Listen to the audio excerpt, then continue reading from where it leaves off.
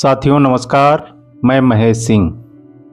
आज का विषय है लैंगिक भेदभाव के खिलाफ वैश्विक संघर्ष की दास्तां।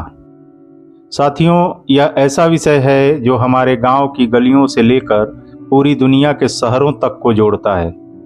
मैं इसे बहुत ही सरल और आसान शब्दों में विस्तार से प्रस्तुत करूंगा ताकि हम सब मिलकर यह समझ सकें कि लैंगिक भेदभाव क्या है, यह दुनिया में कब और कैसे शुरू हुआ, इसके खिलाफ किन किन लोगों ने साहस के साथ लड़ाई लड़ी और उनकी लड़ाइयों ने समाज को कैसे बदला। मैं ढेर सारे तथ्य और कहानियां शामिल करूंगा ताकि आपको इन आंदोलनों की ताकत और उनके असर का अंदाजा हो सके। वीडियो शुरू करने से पहले एक निवेदन है कि वीडियो पूरा सुनें और पसंद आए तो चैनल सब्सक्राइब जरूर करें।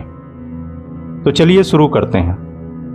लैंगिक भेदभाव का मतलब है किसी व्यक्ति के साथ सिर्फ इसलिए अलग व्यवहार करना क्योंकि वह पुरुष है, महिला है या कोई और लैंगिक पहचान रखता है। जैसे अगर हमारी बेटी को स्कूल जाने से रोक दिया जाए क्योंकि वह लड़की है, या किसी को नौकरी न मिले क्योंकि वह ट्रांसजेंडर है, तो यह लैंगिक भेदभाव कहलाएगा। यह गलत है क्योंकि हर इंसान को उसकी योग्यता, मेहनत और इंसानियत के आधार पर सम्मान और अवसर मिलने चाहिए। लेकिन यह भेदभाव सदियों से चला आ रहा है और इसे खत्म करने के लिए दुनिया भर में लोगों ने साहसिक लड़ाइयाँ लड़ी। यह कहानी उन आंदोलनों की है जिन्होंने न सिर्फ कानून बदले बल्कि लोगों की सोच को भी बदला। यह साहस, एकता और बदलाव की कहानी है और मैं चाहता हूँ कि हम सब इसे सुनें और इससे प्रेरणा लें। सबसे पहले हमें यह समझना होगा कि लैंगिक भेदभाव कोई नई बात नहीं है। यह हजारों साल पुराना है। जब इंसान गुफाओं में रहता था उस समय पुरुष शिकार करने जाते थे क्योंकि उनके शरीर की बनावट भारी कामों के लिए ज़्यादा उपयुक्त थी। महिलाएं बच्चों की देखभाल करती थीं और खाना इकट्ठा करती थीं। यह काम का बंटवारा था, लेकिन धीरे धीरे यह सोच बन गई कि पुरुष महिलाओं से ज़्यादा ताकतवर और महत्वपूर्ण है। जब समाज विकसित हुआ और लोग गांवों शहरों में रहने लगे तब यह सोच और गहरी हो गई। पुरुषों को जमीन, संपत्ति और फैसले लेने का अधिकार दिया गया, जबकि महिलाएं घर तक सीमित हो गईं। यह सोच दुनिया के लगभग हर हिस्से में फैल गई। उदाहरण के लिए 3000 ईसा पूर्व के मेसोपोटामिया और मिस्र जैसे प्राचीन समाजों में पुरुषों को संपत्ति और सत्ता का अधिकार मिलता था। महिलाएं घरेलू कामों तक सीमित थीं और उनकी कोई कानूनी या सामाजिक शक्ति नहीं थी। प्राचीन भारत में भी शुरुआती दौर में महिलाओं को सम्मान मिलता था। वेदों में गार्गी और मैत्रेयी जैसे विदुषी महिलाओं का जिक्र है जो पुरुषों के साथ शास्त्रार्थ करती थीं। लेकिन बाद में लिखे गए कई धार्मिक ग्रंथों ने महिलाओं को पुरुषों के अधीन बताया। उन्हें शिक्षा और स्वतंत्रता से वंचित रखा जाने लगा। सती प्रथा जैसी क्रूर प्रथाएं शुरू हुईं जिसमें विधवाओं को अपने पति की चिता में जिंदा जलना पड़ता था। यूरोप में भी यही हाल था। प्राचीन ग्रीस में 500 ईसा पूर्व के आसपास महिलाएं सार्वजनिक जीवन से पूरी तरह बाहर थीं। उन्हें न तो वोट देने का अधिकार था, न ही संपत्ति रखने का। रोम में महिलाएं अपने पिता या पति के अधीन रहती थीं। मध्यकाल में यूरोप में चर्च ने यह सिखाया कि महिलाएं कमजोर और पापी होती हैं। कई बार उन्हें चुड़ैल घोषित करके मार दिया जाता था। कहा जाता है कि 15वीं से 17वीं सदी के बीच यूरोप में हजारों की संख्या में महिलाओं को चुड़ैल के नाम पर मार दिया गया। चीन में कन्फ्यूशियस दर्शन ने पुरुषों को श्रेष्ठ माना। महिलाओं को अपने पति, पिता या बेटे के अधीन रहना पड़ता था। एक क्रूर प्रथा थी पैर बांधने की, जिसमें छोटी बच्चियों के पैरों को कसकर बांध दिया जाता था ताकि वे छोटे और सुंदर दिखें।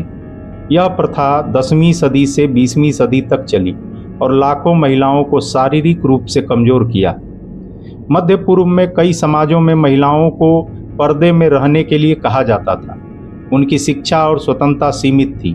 अफ्रीका के कुछ हिस्सों में महिलाएं खेती और घरेलू काम करती थीं, लेकिन सामाजिक और राजनीतिक फैसले पुरुष लेते थे। कुछ जगहों पर जननांग कटाई जैसी प्रथाएं थीं जो महिलाओं की शारीरिक और मानसिक आज़ादी छीनती थीं।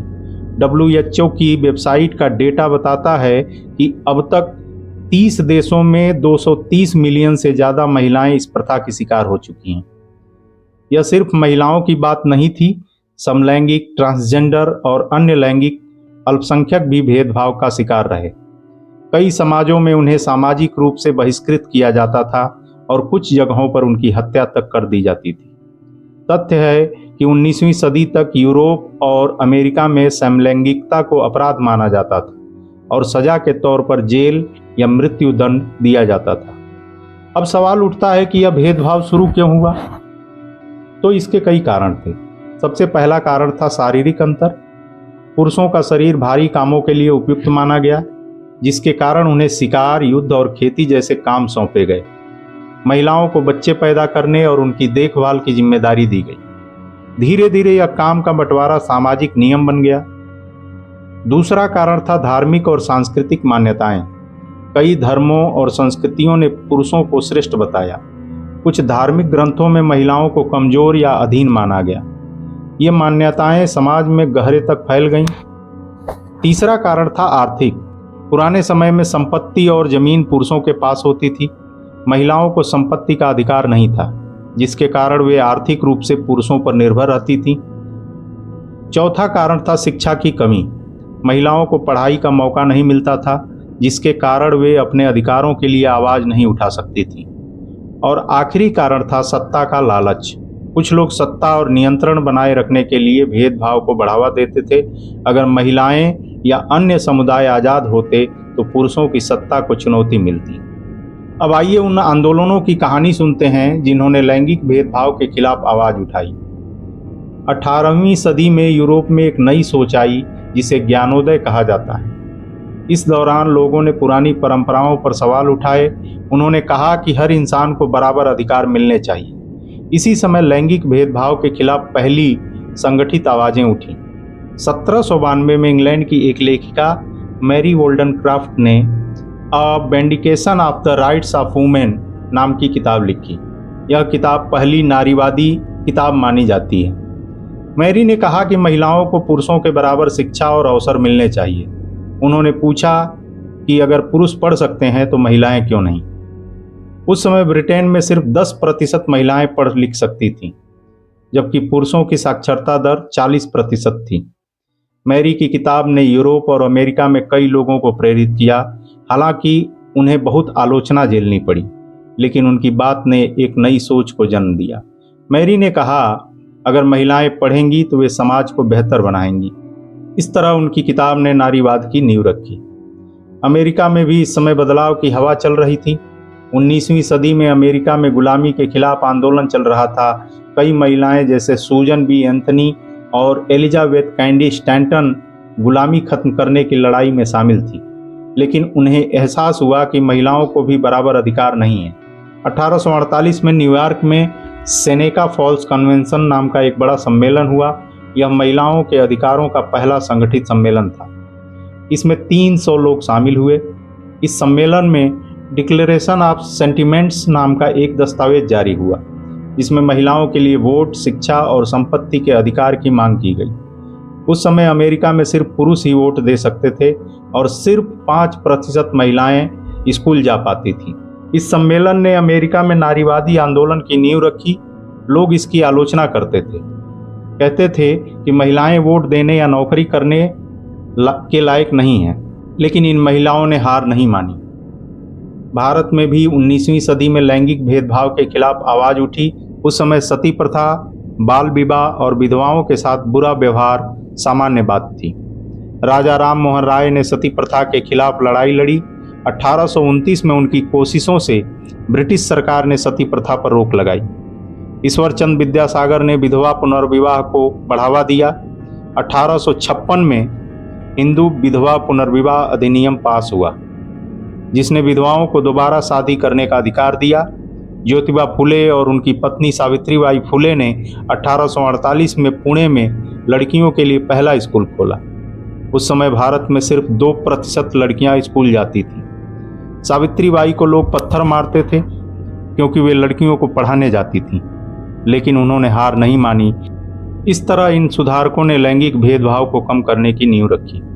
19वीं सदी के अंत और 20वीं सदी की शुरुआत में लैंगिक भेदभाव के खिलाफ सबसे बड़ा आंदोलन था महिलाओं का मताधिकार आंदोलन। इसका मतलब था कि महिलाएं वोट देने का अधिकार चाहती थी। उस समय ज़्यादातर देशों में सिर्फ पुरुष ही वोट दे सकते थे। तथ्य है कि सन 1800 तक दुनिया के किसी भी देश में महिलाओं को वोट देने का अधिकार नहीं था, लेकिन इस आंदोलन ने इसे बदला। ब्रिटेन में यह आंदोलन बहुत जोरदार था। 1903 में एमम लाइन पैनखर्स्ट नाम की एक महिला ने women social and political union बनाई। इस समूह की महिलाओं को सफराजेट्स कहा जाता था। उन्होंने वोट के अधिकार के लिए प्रदर्शन, रैलियां और भूख हड़ताल की। 1905 से 1914 के बीच सफराजेट्स ने 1000 से ज़्यादा प्रदर्शन किए। कई बार पुलिस ने उन्हें गिरफ्तार किया और जेल में डाला। जेल में कुछ महिलाएं भूख हड़ताल पर बैठीं तो पुलिस ने उन्हें जबरदस्ती खाना खिलाया। 1913 में एक सफराजेट्स एमिली डेविसन ने वोट के अधिकार की मांग के लिए घुड़दौड़ में राजा के घोड़े के सामने कूदकर अपनी जान दे दी। उनकी मौत ने आंदोलन को और मजबूत किया। उनकी हिम्मत ने पूरी दुनिया का ध्यान खींचा। 1918 में ब्रिटेन ने 30 साल से ज़्यादा उम्र की महिलाओं को वोट का अधिकार दिया। 1928 तक सभी महिलाओं को यह अधिकार मिल गया। 1928 में ब्रिटेन में 8.5 मिलियन महिलाएं वोटर बन चुकी थीं। अमेरिका में भी मताधिकार की लड़ाई लंबी थी। सूजन बी एंथनी और एलिजाबेथ कैंडी स्टैंटन ने 1869 में नेशनल वुमेन्स सफरेज एसोसिएशन बनाई। उन्होंने 50 साल तक वोट के लिए लड़ाई लड़ी। वे रैलियां करती थीं, भाषण देती थीं और कानून बदलने की मांग करती थीं। 1890 से 1920 के बीच 2 मिलियन से ज़्यादा महिलाएं इस आंदोलन में शामिल हुईं। कई बार उन्हें जेल में डाला गया, लेकिन उन्होंने हार नहीं मानी। 1920 में अमेरिका ने 19वां संशोधन पास किया, जिसने सभी महिलाओं को वोट का अधिकार दिया। न्यूजीलैंड इस मामले में दुनिया का पहला देश था। 1893 में न्यूजीलैंड ने सभी महिलाओं को वोट देने का अधिकार दिया। यह केट शेफर्ड और वुमेन्स क्रिश्चियन टेम्परेंस यूनियन की कोशिशों का नतीजा था। 1893 में 32,000 महिलाओं ने न्यूजीलैंड की संसद को याचिका दी, जो उस समय देश की सबसे बड़ी याचिका थी। इस जीत ने बाकी दुनिया को प्रेरित किया। तथ्य है कि न्यूजीलैंड की इस जीत के बाद ऑस्ट्रेलिया ने 1902 में और कनाडा ने 1917 में महिलाओं को वोट देने का अधिकार दिया। भारत में भी मताधिकार की लड़ाई चली। ब्रिटिश शासन के दौरान महिलाओं को वोट का अधिकार नहीं था। 1917 में सरोजनी नायडू और वुमेन्स इंडियन एसोसिएशन ने ब्रिटिश सरकार से वोट का अधिकार मांगा। 1921 में मद्रास प्रांत ने महिलाओं को सीमित वोटिंग के अधिकार दिए। 1926 तक भारत के 6 प्रांतों में 1 मिलियन से ज़्यादा महिलाएं वोटर बन चुकी थीं। आज़ादी के बाद 1950 में भारतीय संविधान ने सभी पुरुषों और महिलाओं को बराबर वोट देने का अधिकार दिया। 1952 के पहले आम चुनाव में 51 मिलियन महिलाएं वोटर थीं। यह एक ऐतिहासिक कदम था, क्योंकि भारत जैसे बड़े और जटिल देश में इतनी बड़ी संख्या में महिलाओं को वोट का अधिकार मिलना कोई छोटी बात नहीं थी। 20वीं सदी के मध्य में लैंगिक भेदभाव के खिलाफ एक नया आंदोलन शुरू हुआ, जिसे दूसरी लहर का नारीवाद कहा जाता है। पहली लहर में वोट और कानूनी अधिकारों पर जोर था, लेकिन दूसरी लहर में महिलाएं सामाजिक, आर्थिक और सांस्कृतिक समानता चाहती थीं। वे चाहती थीं कि उन्हें सिर्फ घर तक सीमित न रखा जाए, बल्कि नौकरी, शिक्षा और अपनी जिंदगी के फैसले लेने का हक मिले। अमेरिका में यह आंदोलन बहुत मजबूत था। 1963 में बेटी फ्रीडन नाम की लेखिका ने द फेमिनिन मिस्टिक नाम की किताब लिखी। इस किताब ने बताया कि कैसे महिलाएं घरेलू कामों तक सीमित होकर दुखी थीं। तथ्य है कि इस किताब की 3 मिलियन से ज़्यादा प्रतियां बिकीं। 1960 में अमेरिका में सिर्फ 38% महिलाएं कार्यबल में थीं और उनका औसत वेतन पुरुषों का 60% था। बेटी की किताब ने लाखों महिलाओं को प्रेरित किया। 1966 में नेशनल ऑर्गेनाइजेशन फॉर वुमेन नाउ बनाई गई। इस संगठन में 3 लाख से ज़्यादा सदस्य शामिल हुए। उन्होंने समान वेतन, शिक्षा और नौकरी के अवसरों की मांग की। 1963 में अमेरिका ने समान वेतन अधिनियम पास किया, जो कहता था कि पुरुष और महिला को एक ही काम के लिए बराबर वेतन मिलना चाहिए। 1972 में टाइटल 11 नाम का कानून पास हुआ, जिसने स्कूलों और कॉलेजों में लैंगिक भेदभाव को गैर कानूनी बनाया। तथ्य है कि इस कानून के बाद 1970 से 2000 तक अमेरिका में कॉलेज जाने वाली लड़कियों की संख्या दोगुनी हो गई। यूरोप में भी दूसरी लहर की नारीवाद ने जोर पकड़ा। ब्रिटेन में 1970 में समान वेतन अधिनियम पास हुआ। उस समय ब्रिटेन में महिलाओं का औसत वेतन पुरुषों का 70% था। फ्रांस में 1972 में गर्भपात को कानूनी बनाया गया। इसके लिए 343 महिलाओं ने सार्वजनिक रूप से गर्भपात करवाने की बात कबूल की थी। यह मैनिफेस्टो ऑफ 343 के नाम से मशहूर हुआ। जर्मनी और स्वीडन जैसे देशों में भी महिलाओं ने कार्यस्थल पर भेदभाव और यौन उत्पीड़न के खिलाफ आवाज उठाई। तथ्य है कि 1980 तक यूरोप में 50% से ज़्यादा महिलाएं कार्यबल में शामिल हो चुकी थीं। भारत में दूसरी लहर की नारीवाद 1970 के दशक में तेज हुआ। उस समय भारत में दहेज, घरेलू हिंसा और यौन उत्पीड़न जैसी समस्याएं आम थीं। 1974 में मथुरा बलात्कार कांड ने देश को झकझोर दिया। इस घटना के खिलाफ 1980 में 10,000 से ज़्यादा महिलाओं ने दिल्ली में प्रदर्शन किया, जिसके बाद 1983 में बलात्कार कानूनों में बदलाव आया। सहेली और जागोरी जैसी संस्थाओं ने घरेलू हिंसा और दहेज के खिलाफ काम किया। 1980 तक भारत में 22% लड़कियां प्राथमिक स्कूल जाती थीं, जो 1950 के 8% से ज़्यादा था। इन आंदोलनों ने न सिर्फ कानून बदले बल्कि समाज की सोच को भी बदला। वैश्विक स्तर पर भी इस दौरान बड़े कदम उठे। 1979 में संयुक्त राष्ट्र ने shadow convention on the elimination of the all form of discrimination against women को अपनाया। यह एक अंतर्राष्ट्रीय समझौता था जो लैंगिक भेदभाव को खत्म करने के लिए देशों को प्रेरित करता था। 2023 तक 189 देश इस समझौते का हिस्सा हैं। 1975 को संयुक्त राष्ट्र ने अंतर्राष्ट्रीय महिला वर्ष घोषित किया और 8 मार्च को अंतर्राष्ट्रीय महिला दिवस के रूप में मनाया जाने लगा। इस तरह 150 से ज़्यादा देश इस दिन को आधिकारिक रूप से महिला दिवस के रूप में मनाते हैं। लैंगिक भेदभाव सिर्फ पुरुषों और महिलाओं तक सीमित नहीं था। समलैंगिक, ट्रांसजेंडर, अन्य लैंगिक अल्पसंख्यक, LGBTQ भी भेदभाव के शिकार रहे। उनके लिए आंदोलन 20वीं सदी के अंत में शुरू हुए। 28 जून 1969 को न्यूयॉर्क के स्टोनवॉल इन नाम के एक बार पर पुलिस ने समलैंगिक लोगों पर हमला किया। उस समय अमेरिका में समलैंगिकता को अपराध माना जाता था, लेकिन इस बार समलैंगिक समुदाय ने जवाब दिया। 3 दिन तक विरोध प्रदर्शन हुए, जिसमें 2000 से ज़्यादा लोग शामिल थे। यह स्टोनवॉल दंगे LGBTQ+ अधिकार आंदोलन की शुरुआत बने। 1970 में न्यूयॉर्क में पहली प्राइड परेड हुई, जिसमें 5000 लोग शामिल हुए। आज दुनिया भर में 100 से ज़्यादा देशों में प्राइड परेड होती है। इस आंदोलनों ने धीरे धीरे दुनिया को बदला।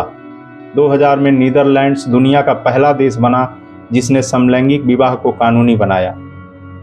2015 में अमेरिका ने ओबेर्गफेल बनाम होजेस मामले में समलैंगिक विवाह को पूरे देश में वैध बनाया। 2023 तक 34 देशों में समलैंगिक विवाह वैध हैं, लेकिन यह लड़ाई आसान नहीं थी। तथ्य है कि 2023 तक 70 देशों में समलैंगिकता अभी भी अवैध है और 12 देशों में इसके लिए मृत्यु दंड की सजा है। भारत में भी LGBTQ+ समुदाय ने लंबी लड़ाई लड़ी। 2009 में दिल्ली हाई कोर्ट ने धारा 377 को आंशिक रूप से हटाया, जो समलैंगिक संबंधों को अपराध मानती थी। 2018 में सुप्रीम कोर्ट ने अपना निर्णय सुनाया। इस फैसले में 6 जजों की बेंच ने कहा कि समलैंगिकता अपराध नहीं है। 2019 में ट्रांसजेंडर व्यक्ति अधिकार संरक्षण अधिनियम पास हुआ। 2011 की जनगणना बताती है कि भारत में 4 लाख ट्रांसजेंडर लोग रहते हैं। इन आंदोलनों ने LGBTQ+ समुदाय को नई उम्मीद दी, लेकिन अभी भी सामाजिक स्वीकार्यता की कमी है। 21वीं सदी में समलैंगिक भेदभाव के खिलाफ आंदोलन और मजबूत हुए। इंटरनेट और सोशल मीडिया ने इन आंदोलनों को वैश्विक बना दिया। 2017 में अमेरिका में मी टू आंदोलन शुरू हुआ। यह आंदोलन तब शुरू हुआ जब अभिनेत्री एलिसा मिलानो ने ट्वीट किया कि यौन उत्पीड़न का शिकार हुई महिलाएं मी टू लिखें। पहले 24 घंटों में 12 मिलियन से ज़्यादा लोगों ने अपनी कहानियां साझा की। यह आंदोलन भारत, यूरोप और एशिया में फैल गया। भारत में 2018 में 50 से ज़्यादा मशहूर हस्तियों पर यौन उत्पीड़न के आरोप लगे। तथ्य है कि 2013 में भारत ने यौन उत्पीड़न रोकथाम अधिनियम पास किया, जो कार्यस्थल पर सुरक्षा देता है। इस आंदोलन ने न सिर्फ उत्पीड़न के खिलाफ आवाज उठाई, बल्कि कार्यस्थल पर महिलाओं की सुरक्षा को लेकर नए कानूनों की मांग को भी बढ़ाया। 2022 में ईरान में एक ऐतिहासिक आंदोलन शुरू हुआ। 22 साल की महसा अमीनी नाम की एक युवती की पुलिस हिरासत में मौत हो गई, क्योंकि उन्होंने हिजाब ठीक से नहीं पहना था। उनकी मौत ने जिन-जियान आज़ादी आंदोलन को जन्म दिया। ईरानी महिलाओं ने हिजाब जलाए, अपने बाल काटे और सड़कों पर उतर आईं। 2022 से 23 के बीच 20,000 से ज़्यादा प्रदर्शनकारी गिरफ्तार हुए और 500 से ज़्यादा लोग मारे गए। इस आंदोलन ने दुनिया भर में महिलाओं की स्वतंत्रता की चर्चा को बढ़ाया। यह दिखाता है कि भेदभाव के खिलाफ लड़ाई आज भी जारी है। वैश्विक स्तर पर संयुक्त राष्ट्र ने लैंगिक समानता को बढ़ावा देने के लिए कई कदम उठाए। 2015 में सतत विकास लक्ष्य में लैंगिक समानता को लक्ष्य नंबर 5 बनाया गया। इसका मकसद है कि 2030 तक सभी देश महिलाओं और लड़कियों को शिक्षा, स्वास्थ्य और रोजगार में बराबर अवसर दें। 2023 तक विश्व में 26% संसदीय सीटें महिलाओं के पास हैं, जो 1995 के 11% से ज़्यादा हैं। लेकिन विश्व बैंक का कहना है कि 2020 में भी 100 देशों में लैंगिक असमानता बरकरार है। इन आंदोलनों ने दुनिया को बहुत बदला है। कानूनी बदलाव हुए हैं। तथ्य है कि 2023 तक 80% देशों में समान वेतन के लिए कानून है। भारत में घरेलू हिंसा अधिनियम 2005 ने 1 मिलियन से ज़्यादा महिलाओं को कानूनी मदद दी। शिक्षा में सुधार हुआ है। यूनेस्को के अनुसार 1970 में 50% लड़कियां प्राथमिक स्कूल जाती थीं, लेकिन 2020 में यह 90% हो गया।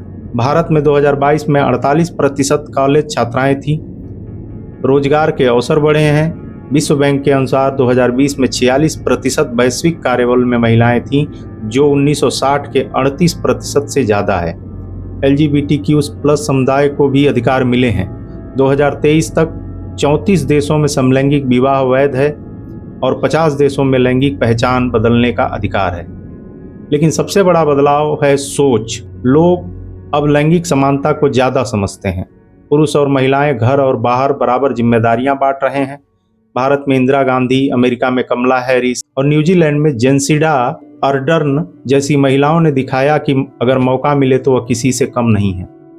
अब बात करते हैं हमारे गाँवों की। साथियों, गाँव में अक्सर बेटियों को कम पढ़ाया जाता है और बेटों को ज़्यादा महत्व दिया जाता है। कुछ परिवारों में बेटियों को स्कूल भेजने की बजाय घर के काम में लगा दिया जाता है। लेकिन इन आंदोलनों ने दिखाया कि बेटियां क्या नहीं कर सकती हैं। तो हम अपने गांव में छोटे छोटे कदम उठा सकते हैं। सबसे पहले हर बेटी को स्कूल भेजें। अगर पैसे की कमी है तो सरकारी योजनाओं का लाभ लें। दूसरा, बेटा और बेटी को एक जैसा प्यार और अवसर दें। तीसरा, गांव में जागरूकता फैलाएं। पंचायत, स्कूल या मंदिर में सभाएं करें जहां लैंगिक समानता की बात हो। हालांकि 2020 में 5,000 पंचायतों ने लैंगिक समानता पर प्रशिक्षण लिया है। चौथा, महिलाओं को सशक्त करें। पंचायत में महिलाओं को नेतृत्व दें। अगर कोई महिला सिलाई, खेती या दुकान चलाना चाहती है तो उसकी मदद करें। और आखिरी, बुरी प्रथाओं को रोकें। बाल विवाह और दहेज लैंगिक भेदभाव को बढ़ाते हैं। साथियों, लैंगिक भेदभाव के खिलाफ विश्व के आंदोलन, मैरी वोllstonecraft की किताब से लेकर सफ्राजेट्स की भूख हड़ताल, दूसरी लहर की नारीवाद से लेकर मी टू और LGBTQ+ आंदोलन तक हमें सिखाते हैं कि साहस, एकता और मेहनत से कोई भी बदलाव मुमकिन है। तो आइए हम संकल्प लें कि अपने गांव को लैंगिक भेदभाव से मुक्त करेंगे। हर बेटी को पढ़ाएंगे, हर महिला को सम्मान देंगे और हर व्यक्ति को उसकी योग्यता के आधार पर अवसर देंगे। जब हमारा गांव समानता की मिसाल बनेगा तो वह पूरे देश के लिए प्रेरणा बनेगा। यह बदलाव हमसे शुरू होता है। आज से ही अपने घर, गली और अपने गांव में समानता की शुरुआत करें। अगर हम एक कदम उठाएंगे तो हमारा गांव, हमारा देश और हमारी दुनिया एक बेहतर जगह बन जाएगी। जय हिंद।